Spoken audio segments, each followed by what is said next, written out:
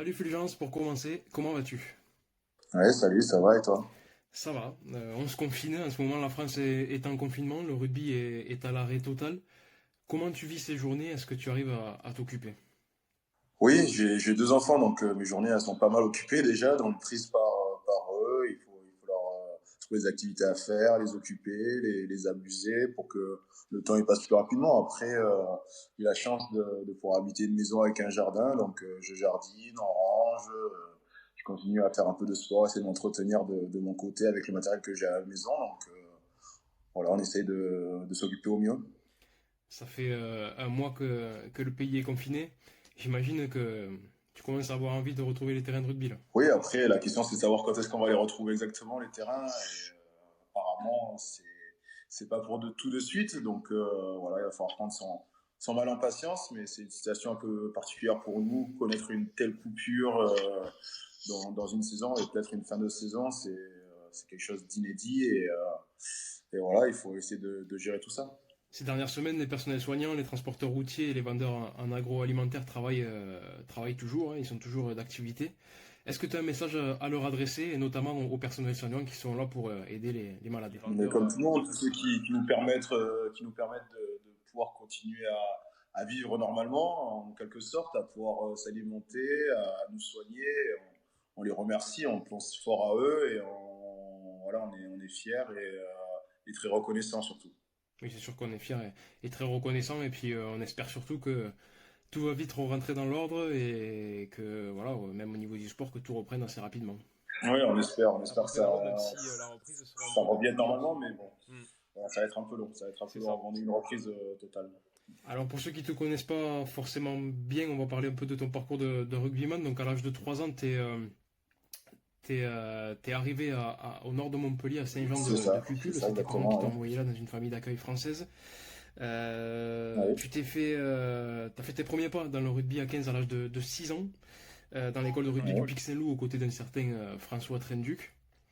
Exactement. Et tu as intégré en 2003, à l'âge de 17 ans, le centre de formation du Montpellier Héros Oui. Rugby. Euh, Tu as notamment fêté ta première sélection en équipe de France des moins de 20 ans la saison d'après. Et tu as eu ta première sélection, on va dire ta première, ton premier appel en équipe pro de Montpellier. À ce moment-là, qu'est-ce que tu te dis? Est-ce que tu te dis que c'est le début d'une belle carrière qui arrive? Qu'est-ce que tu te dis? Est-ce que tu te vois aller plus loin? En fait, ça allait vraiment vite pour moi. Moi, j'arrivais du Pixano, comme tu l'as dit, à 10 jusqu'à 17 ans. Donc, moi, c'est le rugby pro, c'était pas forcément une option dans ma carrière ou dans mon futur. Donc, je jouais vraiment pour être avec les amis, pour m'amuser le samedi après-midi et pas plus. Et c'est vrai que quand je suis arrivé à Montpellier, les choses sont vite évolué pour moi et j'ai rapidement joué en équipe première, j'ai joué avec l'équipe de France jeune, donc ça m'a donné des perspectives d'avenir. Donc là, je me suis dit peut-être il y a une carrière à faire dans le rugby. En 2006, tu deviens champion du monde avec l'équipe de France des moins de 21 ans, si je ne me trompe pas. Moins de 21, ouais. C'était à Lors de la l'époque. saison 2006-2007, tu joues la totalité de la saison avec Montpellier. Tu deviens notamment le capitaine de l'équipe de France des moins de 21 ans. Et le 9 juin 2007, tu es appelé par Bernard Laporte pour disputer le tournoi d'été en Nouvelle-Zélande face aux All Blacks. Donc là, on peut dire que tu es rentré dans la cour des grands. Déjà, c'est ta première sélection avec l'équipe de France. Et en plus de ça, pardon, tu joues en Nouvelle-Zélande face aux All Blacks. Qu'est-ce que tu ressentais à ce moment-là? Qu'est-ce que tu te dis aussi à ce moment-là? Mais beaucoup de fierté, après beaucoup d'émerveillement, surtout. C'est vrai que, comme je disais, ça allait très très vite pour moi et d'un seul coup, je me suis retrouvé à aller à Paris, à l'hôtel de l'équipe de France, récupérer mes affaires. Il y avait Castagnède, Ibanez. Euh, voilà, c'est vrai que moi je me sentais tout petit. C'était des joueurs que j'admirais étant jeune. Donc je savais pas si ce que je faisais là, en gros, je savais pas ce que je faisais là et j'étais vraiment comme un gamin. C'était un rêve de gosse qui se réalisait et j'ai pris beaucoup de plaisir et beaucoup de fierté à pouvoir porter ce maillot et à représenter la France. En plus, comme on l'a dit, première sélection en Nouvelle-Zélande face aux All Blacks. C'est pas mal quand même. Ouais, ouais, c'est sûr que pour une première, c'est un rentre. Ça restera un bon souvenir. Exactement, exactement. En 2008, le brassard de capitaine t'est confié au sein du club de Montpellier. Marc Lièvremont te convoque notamment pour ton premier tournoi des Six Nations avec l'équipe de France. 2 ans plus tard, en 2010, tu remportes le Grand Chelem avec l'équipe de France au tournoi des Six Nations. C'est plus arrivé depuis 2010. Ça doit être une fierté de soulever ce titre, en plus en se disant que tu as fait le Grand Chelem, quoi, que tu as eu le Grand Chelem au bout. Moi, j'étais pas pour les derniers matchs. Je me suis blessé en cours de tournoi, mais Mm. c'est vrai que c'était quelque chose de fort pour nous et c'était une bonne année. Remporter ce tournoi, ce grand chelem, c'est quelque chose qui marque dans une carrière, forcément. Voilà, on avait fait un bon tournoi et on avait pris beaucoup de plaisir à remporter cette victoire finale.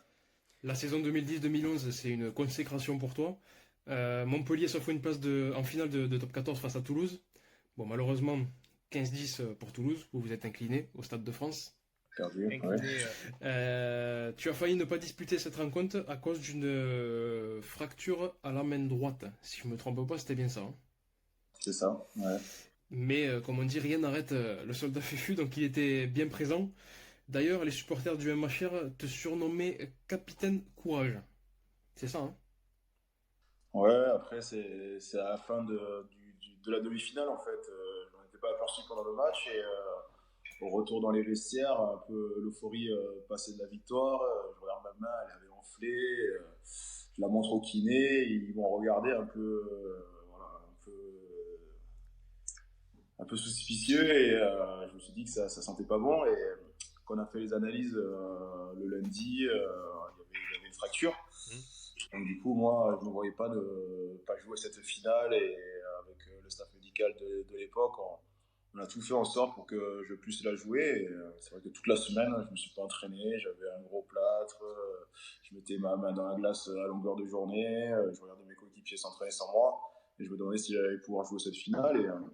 Et quand on est arrivé au Stade de France, voilà, le docteur il m'a fait une petite anesthésie locale du poignet pour pas sentir la douleur de la fracture.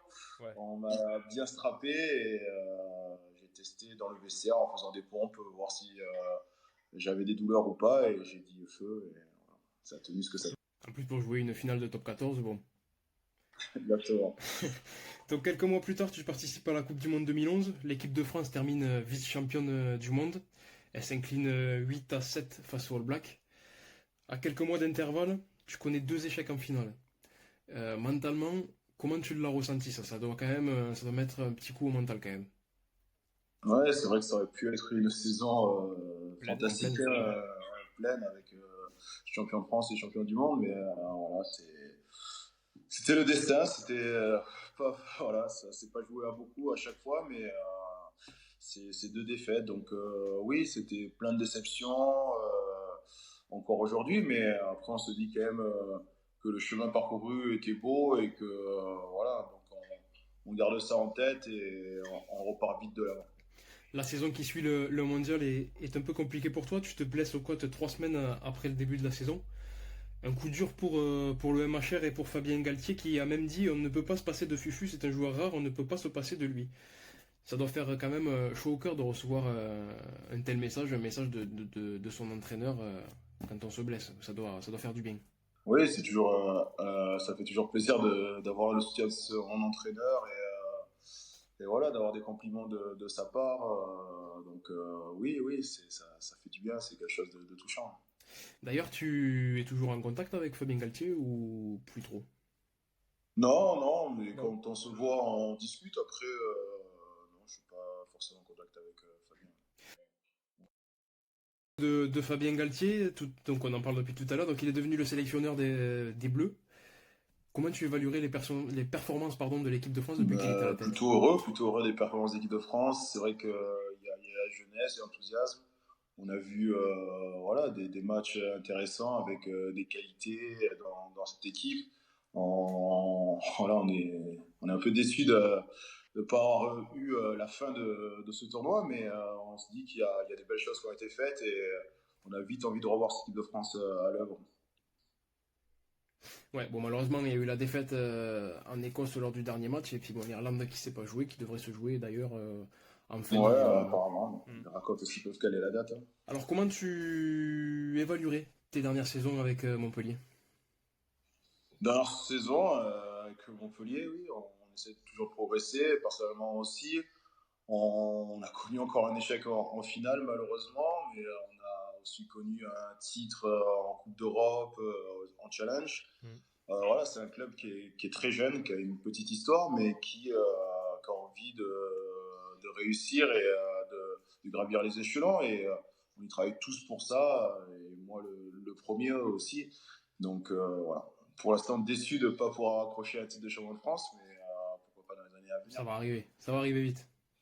On espère tous, oui. Bon, de Montpellier et de l'équipe de France, euh, quel souvenir tu gardes? Quel est ton meilleur souvenir avec Montpellier ou avec l'équipe de France, avec les deux, hormis bien sûr on va dire la place de vice-champion du monde face au All Black en Coupe du Monde et puis la place de vice-champion de France après la défaite contre Nous, Toulouse. avec Montpellier, c'est vrai que la saison 2010-2011, elle reste gravée parce que voilà, on sortait tout juste du maintien et on est amené la saison d'après à jouer une finale de championnat. Donc c'était quelque chose de fantastique et d'inattendu pour nous. Donc au niveau des émotions, c'était quelque chose de très très fort. Il y a le dernier match de championnat où on joue la qualification et quand on gagne contre Toulon. Ce match, il a beaucoup d'importance pour le club et pour les joueurs de cette génération-là. La demi-finale aussi, c'est la première fois qu'on voyait le Vélodrome plein de supporters de Montpellier. Autant de supporters de Montpellier, j'avais jamais vu ça. Donc ce match, il sera gravé toujours dans ma mémoire. Avec l'équipe de France, il y a une victoire en Nouvelle-Zélande aussi en 2009, si je ne me trompe pas. On gagne en Nouvelle-Zélande. Donc c'était phénoménal pour nous de gagner là-bas. Voilà, en plus, sur l'ensemble des deux matchs, on gagne la tournée contre les All Blacks. C'était quelque chose qui n'avait pas été fait depuis quelques années. Donc oui, ça reste un de mes plus beaux souvenirs avec l'équipe de France. Bon, Fufu, on va continuer avec des questions concernant ton avenir. Déjà, quels sont tes objectifs avant la fin de ta On carrière? rejoue au rugby. Ouais, déjà. On aimerait bien rejouer au rugby. Voilà, essayer de gagner des titres, de prendre du plaisir, de jouer encore des matchs à émotion avec Montpellier. Ouais.